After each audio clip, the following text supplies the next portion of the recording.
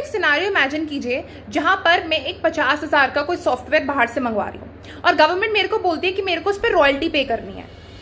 But क्या मैं किसी का कॉपीराइट ले रही हूं या फिर मैं किसी का कॉपीराइटेड मटेरियल ले रही हूं? एग्जैक्ट चीज सुप्रीम कोर्ट ने क्लैरिफाई करी थी इन engineering analysis centre of excellence versus CIT.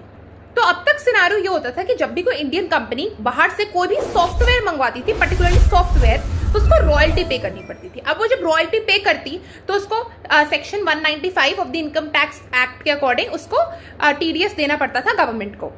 तो कंपनीज आर्ग्यू करती थी कि हम तो सिर्फ एक सॉफ्टवेयर खरीद रहे हैं, ना कि हम एक कॉपीराइट खरीद रहे हैं। तो इस पर सुप्रीम कोर्ट ने फाइनली बोल दिया कि जब आप एक सॉफ्टवेयर को खरीद रहे होते हो तो इसका मतलब ये नहीं है आप उसके कॉपीराइट के राइट्स भी ले रहे हो।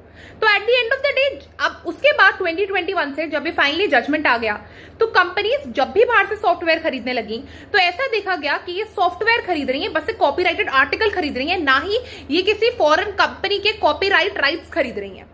उसकी वजह से क्या हुआ कि अगर आप एक कॉपीराइटेड मटेरियल खरीद रहे हो, ना कि किसी के कॉपीराइट के राइट्स खरीद रहे हो, तो उस पर ना ही आपको रॉयल्टी पे करनी पड़ेगी और ना ही टीडीएस आपका कटेगा according to 195 of IT act to the government.